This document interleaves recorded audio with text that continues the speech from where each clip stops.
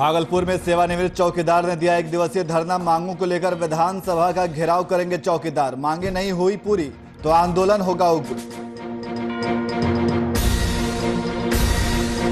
बढ़ते कोरोना के मामलों से उड़े हर किसी के होश। पटना समेत राज्य के कई जिलों में मिले कोरोना के नए मरीज। झारखंड में भी मार्च महीने में हुई कोरोना के आंकड़ों में बढ़ोतरी। विधानसभा में गूंजा बालू का अवैध खनन का मामला। विपक्षी दल के नेताओं ने की सोरेन सरकार को घेरने की कोशिश। सीएम का बयान, अप्रैल में घाटों का ऑक्शन कर लिया जाएगा पूरा। बैंक कर्मियों के समर्थन करने पहुंचे पूर्व सांसद डॉक्टर अजय कुमार ने सरकार पर साधा निशाना।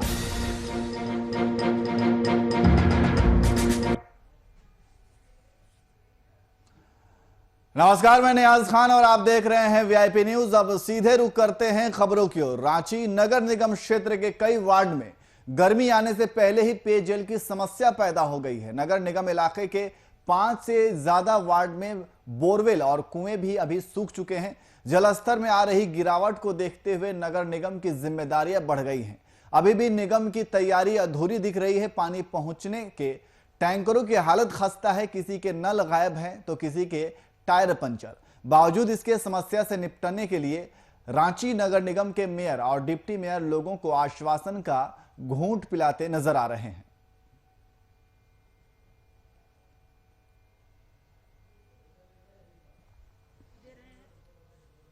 नगर निगम के कई वार्डों में पानी की विकट समस्या होने वाली है। निगम भी इसमें चिंता जता रहे हैं। देखिए, हमें लगता है कि निगम सिर्फ चिंता भर जताने के लिए ही निगम के मेयर और डिप्टी मेयर हैं। उनके जो आका हैं भारतीय जनता पार्टी के लोग, वो लोग भी किसी भी बड़े कांड को लेकर के सिर्फ बयानबाजी करना और निंदा करने भर से ही उन लोग ये समझते हैं कि हमारी राजनीति खत्म हो गई।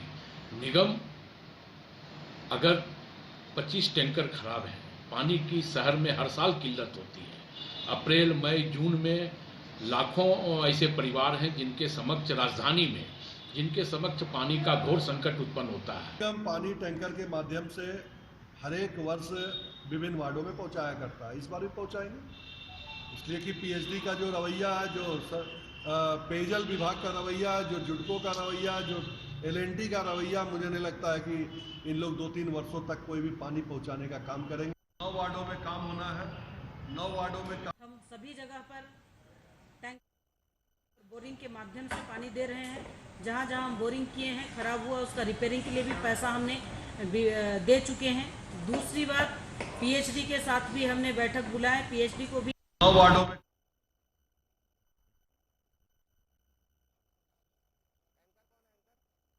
में पानी की समस्या देखी जा रही है। निगम की तैयारियां अधूरी दिखने को मिल रही हैं। रांची नगर निगम के क्षेत्र के कई वार्ड में गर्मी आने से पहले ही पेयजल की समस्या पैदा हो गई है। नगर निगम इलाके के 5 से ज्यादा वार्ड में बोरवेल और कुएं अभी से सूख गए हैं। जलस्तर में आ रही गिरावट को देखते हुए नगर निगम की जिम्मेदारियां बढ़ गई हैं।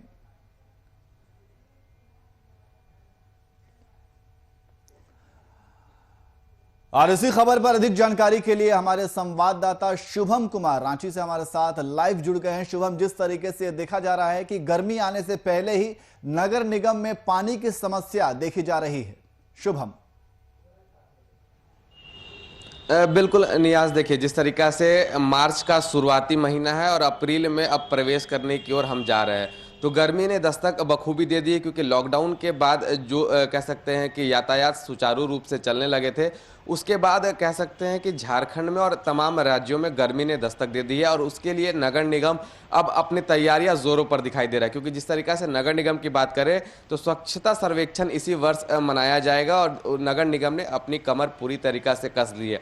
जिस तरीका से जल की समस्याओं की बात करें नियाज, तो सबसे महत्वपूर्ण बात बताएं तो नगर निगम लगातार पेयजल विभाग पर पर सवालिया निशान खड़े कर रहा है, क्योंकि पेयजल विभाग की तरफ से कोई व्यवस्था नहीं दी जा रही है। लेकिन जिस तरीका से नगर निगम अपने तरफ से पूरी तैयार है कि राजधानी रांची के जनता को पानी कैसे पिलाया जाए और घर घर, हर गांव, हर एक मोहल्ले तक कैसे पीने की पानी डोर टू डोर तक पहुंचाई जाए, उसके लिए कहीं ना कहीं रांची नगर निगम पूरी तरीके से तैयार है।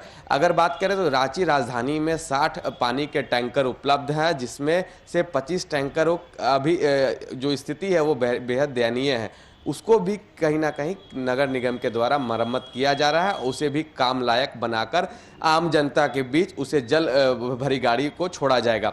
और ये बात कह सकते हैं, जिस तरीका से गर्मी के शुरुआती लक्षण देखने को मिले और तमाम जगहों पर पानी की समस्या उत्पन्न होती रही है, और ये किस्सा बेहद पुराना है। जब भी गर्मी दस्तक देती है तो जल की समस्या तमाम राज्यों में उत्पन्न हो जाती है। तो उसी को दूर करने के लिए इस बार नगर निगम ने अपनी कमर कस ली है। लेकिन सत्ता पक्ष की अगर बात करें तो इसमें कहीं ना कहीं कांग्रेस बंदर बाट का आरोप भी लगा रही है नगर निगम पर। तो नगर निगम अपने तरफ से पूरी तरीके से तैयार है, और मैं समझता हूं कि जल जैसी समस्याओं पर किसी भी प्रकार की राजनीति नहीं होनी चाहिए। बस एक ही निराकरण होना चाहिए, कैसे जल की समस्याओं को दूर किया जा सके, कैसे हर एक व्यक्ति और हर एक घर तक पानी पहुंचाया जा सके। जी शुभम, जैसा कि आपने बताया कि नगर निगम जो है वो तैयारियों में जुट गई हैं, तो जिस तरीके से हर साल गर्मी आने से पहले पानी की समस्या देखी जाती है और इसको लेकर के नगर निगम पूरी तरीके से तैयारी भी कर ली होती है, तो इस बार नगर निगम की किस तरीके की तैयारियां हैं और वार्ड स्तर पर किस तरीके से वो पानी की समस्या को दूर करने का काम करेगी? देखिए नियाज, मैंने खुद इस बार राजधानी रांची के डिप्टी मेयर और रांची के महापौर आशा लकड़ा से जब हमने बात की थी वीआईपी न्यूज के माध्यम से, तो उन्होंने साफ तौर पे कहा था कि पेयजल विभाग की ओर से उन्हें कोई उम्मीद नहीं है, लेकिन वो सीधा तौर पे कह दिया उन्होंने कि अब हम राज्य की जनता, राजधानी रांची की जनता को नगर निगम के तरफ से हर एक दरवाजे तक पानी पहुंचाएंगे। जहां भी पानी की समस्या है, कोई भी वार्ड की बात कर ले, जहां भी पानी की दिक्कतों का सामना लोगों को करना पड़ रहा है, उन तमाम लोगों तक पानी पहुंचाया जाएगा, भले वो टैंकरों की मदद से क्यों ना हो। ऐसे कई चीजें हैं। जिस तरीका से यह बखूबी देखने को मिल रहा था कि रांची के डिप्टी मेयर संजीव विजयवर्गीय ने साफ तौर पे भी ये कहा है कि जिन इलाकों में टैंकर की सुविधा उपलब्ध नहीं करा पाएगी नगर निगम, वहां पर पाइपलाइन के द्वारा पानी कह सकते हैं पानी की व्यवस्था की जाएगी, जिससे राजधानी रांची की जनता को दिक्कतों का सामना ना करना पड़े। क्योंकि अब एक महत्वपूर्ण जानकारी और तमाम दर्शकों को दे दूं नियाज, जिस तरीका से लॉकडाउन के समय में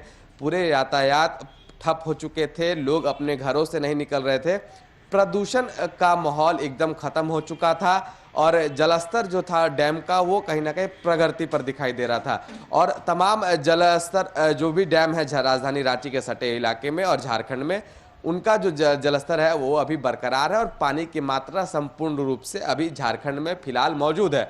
अब यह देखना होगा कि नगर निगम किस कह सकते किस प्लान के तहत, किस मैपिंग के तहत उन घरों तक पानी पहुंचाने में कह सकते हैं कि कायम रह पाती है, जो वादे किए थे नगर निगम ने जनता से। और कहीं ना कहीं रांची की नगर निगम इस बार आम जनता की समस्याओं को सुलझाते हुए सबसे पायदान नंबर 1 पर आगे हुए नजर आ रही है। दूसरी महत्वपूर्ण बात करें तो जिस तरीका से नगर निगम ने अपनी कमर को कस लिया है कि जल की समस्याएं इस बार राजधानी रांची में नहीं और पूरे झारखंड में नहीं होगी, तो कहीं ना कहीं जो एक तैयारियां है जिससे आम जनता बेहद खुश नजर आ रही है। ऐसे कई इलाके हैं, इन बातों को दोहराया नहीं जा सकता है कि ऐसे भी कुछ इलाके हैं राजधानी रांची में जहां पर अभी भी पानी नहीं पहुंचा पा रही है नगर निगम।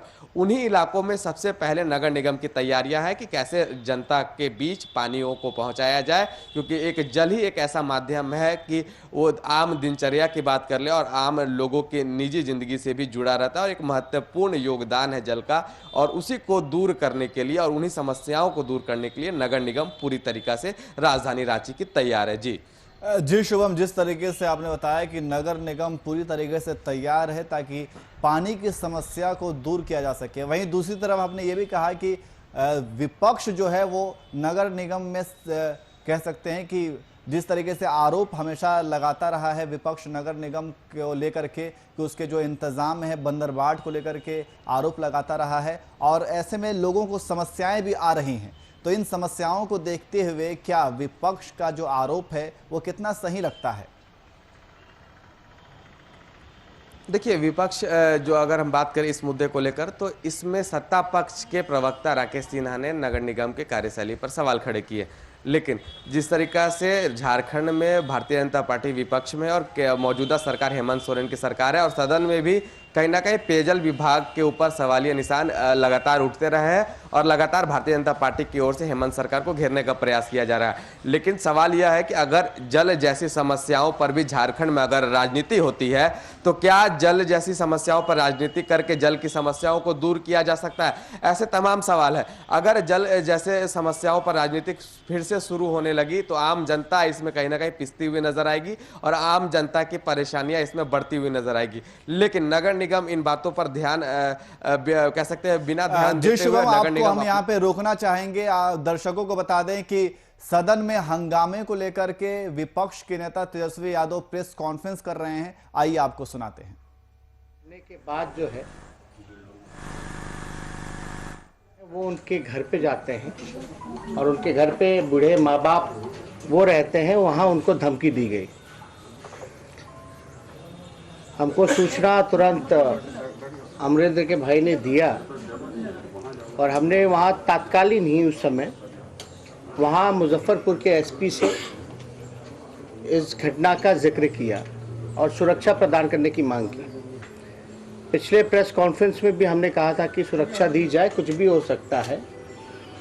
और आप हिम्मत देख सकते हैं कि प्रेस कॉन्फ्रेंस करने के बाद भी उसी वक्त उसके भतीजे मंत्री के वहाँ पहुँचते हैं और धमकाने का काम करते हैं। शुरू के दौर में अगर देखा जाए, जब इल्ज़ाम लग रहा था मंत्री जी पर, तो मंत्री जी ये कहते थे कि मेरा मिलना है और ना ही स्कूल के बारे में वो जब बात कहते थे तो कहते थे कि स्कूल का जो है एग्रीमेंट हो रखा है। जब पिछली बार हमने प्रेस कॉन्फ्रेंस करके ये बताया, ज़मीन उनके भाई के नाम पे है, स्कूल का नाम उनके पिता के नाम पे है, व्यवस्थापक जो हैं उनके भाई हैं और संस्थापक जो हैं मंत्री जी खुद हैं। वो बोर्ड की पिक्चर भी हमने आप लोगों को दिखाई थी। उस प्रेस कॉन्फ्रेंस के बाद मंत्री जी ने कबूल किया कि हाँ, ज़मीन उन्हीं के भाई की है जो कि बंटवारा हो गया था। उन्होंने ये स्वीकार किया, जो अब तक कहते थे कि स्कूल जो है उनका नहीं है, उनके भाई की नहीं है, उन्होंने स्वीकार किया कि स्कूल जो है उन्हीं की भाई की है। और आप देख सकते हैं कि लगातार मंत्री ने हम सब लोगों को, आपको, बिहार की जनता को गुमराह करने का काम किया। ये घटना जो है 8-9 नवंबर की 2020 की बात है और हम लोग लगातार ये कहते रहे हैं कि जब सब कुछ स्पष्ट हो चुका है कि मंत्री का भाई का ज़मीन है, उसी का परिसर है, स्कूल उन्हीं का है, तो अब तक मंत्री जी के भाई की गिरफ्तारी क्यों नहीं हुई? अगर आप को हम दिखाना चाहेंगे, एक पुलिस डायरी हमारे पास है जिसमें कि पूरा रिपोर्ट का जिक्र है। इस पुलिस डायरी में स्पष्ट लिखा है कि परिसर के मालिक जो हैं हंसलाल राय, साफ तौर पे लिखा है। और एक सूचना और देना चाहेंगे, लोग खानदान की बात करते हैं लेकिन हम इतनी अच्छी बात और निचले स्तर पे जाकर के ये बातें नहीं करेंगे। आप देखिएगा, एक जानकारी, इनके भाई जो हैं उन पर एफआईआर ही नहीं है, बल्कि मंत्री जी के जो भगिने हैं उन पर भी एफआईआर, और ये पुलिस डायरी में बाकायदा जो है मेंशन है। उनके भगिने का नाम हुआ संजीत कुमार। साफ तौर पे यहाँ पुलिस डायरी में संजीत कुमार जी का नाम भी जिक्र है, जो कि मंत्री जी के भगिने हैं। इसमें एक और जानकारी हम आप लोगों को देना चाहेंगे एक और जानकारी देना चाहेंगे कि जो गाड़ियां बरामद हुई उस परिसर में से पिकअप वैन एक बरामद किया गया। वो पिकअप वैन नंबर जो है हम आप लोगों के समक्ष रखना चाहते हैं। परिसर मालिक हंसलाल राय, पिकअप नंबर BR06119996, मालिक हंसलाल राय। वो जो पिकअप वैन जो बरामद हुआ है उसके मालिक भी जो हैं वो मंत्री जी के भाई हंसलाल राय जी हैं, जो कि साफ तौर पे पुलिस डायरी में लिखा गया है। इसमें ये भी लिखा है इस पुलिस डायरी में, अगर आप जाएं तो अवैध शराब,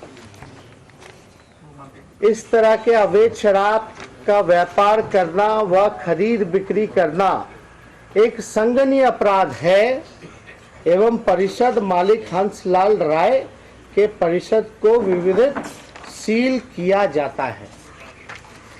ये पुलिस डायरी में है, यानी पुलिस कह रही है, हम नहीं कह रहे हैं, पुलिस कह रही है कि इस तरह का अवैध शराब का व्यापार करना, शब्दों पे गौर कीजिएगा, इस तरह का अवैध शराब का व्यापार करना व खरीद बिक्री करना एक संगीन अपराध है। यानी साफ तौर पे जो बातें हम पे कही गई कि हमने आरोप लगाए, तो हमने तो आरोप बिना तथ्यों के लगाए नहीं है। हमारे पास एविडेंस है। अगर कोई चीज सदन पर हम रखना चाहते हैं, हम मंत्री जी चाहे कितना भी बयान दे दे कि हमारा खानदान कैसा है नहीं है, लेकिन मंत्री जी को याद करना चाहिए जब लालू जी की सरकार थी तो उन्हीं के भाई को डीएम ने झापड़ मारा था और गिड़गिड़ाते हुए पूरा परिवार तत्कालीन मुख्यमंत्री लालू जी के पास पहुंचा था। उस समय डीएम का ट्रांसफर भी करना पड़ा था। इनके भाई संलिप्त हैं। पुलिस कह रही है कि शराब की बिक्री कराते हैं, तस्करी कराते हैं। पिकअप वैन जो है इनके भाई का पकड़ाता है, इनके परिसर से पकड़ाता है। और आपको पता होगा कि एक पारू बगल के जो विधायक है, पारू के विधायक, पहले तो मंत्री जी कहते रहे कि 10 साल तक मेरा कोई लेना देना नहीं है। जब हमने फोटो दिखाया कि मंत्री जी आप तो परिसर में बैठ करके उद्घाटन कर रहे हो स्कूल का, और एक बार नहीं 2 बार जाकर के आप जो है खेल कूद का मेडल भी दे रहे हैं, और ये भी बात नहीं, उन्होंने बल्कि बगल के जो पारू विधायक हैं अभी तत्कालीन, उनको भी फोन कर करके बुलाया उनके स्कूल में। मंत्री जी इनवाइट कर रहे हैं, मतलब वो वीडियो भी पारू के विधायक जी का हम लोग रिलीज कर देंगे, दिखा देंगे, वो ऑलरेडी पब्लिक डोमेन में। पहले तो मंत्री जी कहते थे कि मेरा स्कूल से लेना देना नहीं है, हम कभी गए नहीं है, मेरा भाई से 10 साल का रिश्ता नहीं है। फिर मंत्री जी कहते कि नहीं, सार्वजनिक जीवन में हम लोग नेता लोग हैं तो हम लोग जाते रहते, कोई बुलाएगा तो हम जाएंगे। चलो ये भी बात मान लेते कि चलो गए बुलाने पे, जो रिश्ता ठीक नहीं था स्कूल के उद्घाटन के बाद सब ठीक हो गया, मान लेते हैं। तो आपने पारू के विधायक को फोन करके न्योता क्यों दिया, किस अधिकार से दिया, जब आपका कोई लेना देना नहीं है? अब बल्कि ये हमने नहीं कहा, ये पारू के विधायक का खुद भी वीडियो है। और उस घटनाक्रम में हमने ये भी सवाल पूछा था कि आपके पास थोड़ा सा भी तथ्य है मंत्री जी, तो आप एग्रीमेंट का पेपर ले आइए। वो आज तक जो है एग्रीमेंट का पेपर नहीं ला पाए। हमने कोई गलत सवाल तो नहीं पूछा, हमने पूछा था जो रेंट हुआ होगा उसका ट्रांजैक्शन भी होगा, अकाउंट का जरा डिटेल भी दे दिया जाए।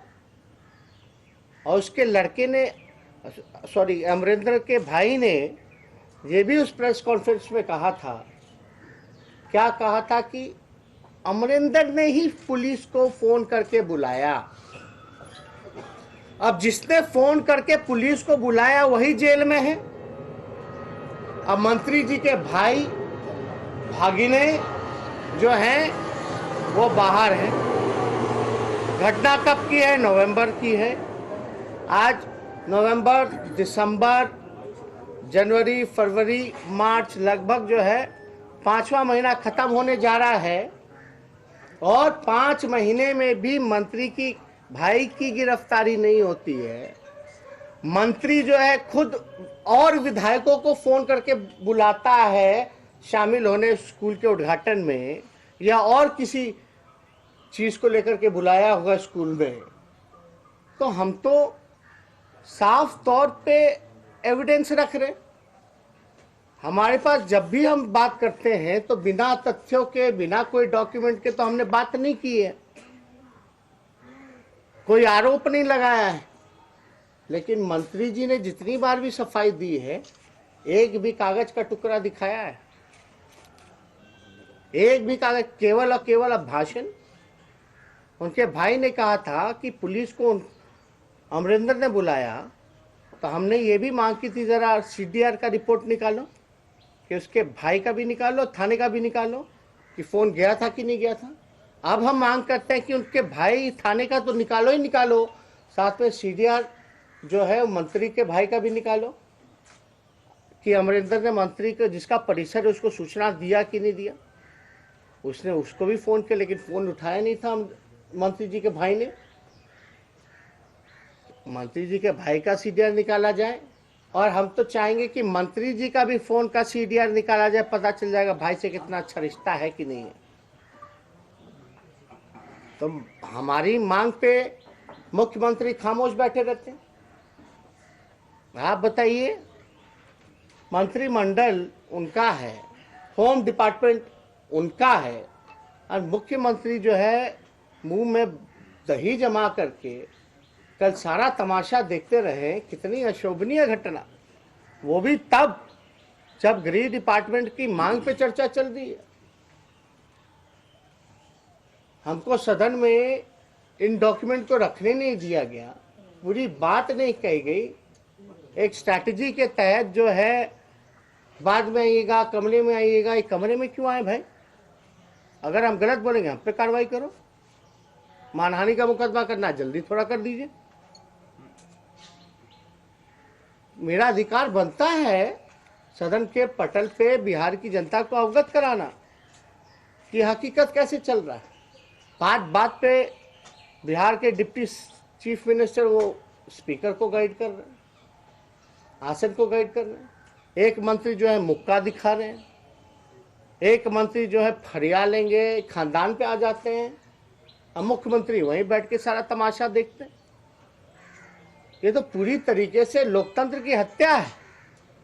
और हम तो ये कहेंगे कि 1 अप्रैल को याद कीजिएगा, 1 अप्रैल का दिन जो है बहुत खास होता है। मुख्यमंत्री जी, अगर आप 1 अप्रैल तक उसके भाई को गिरफ्तार नहीं कर पाते हैं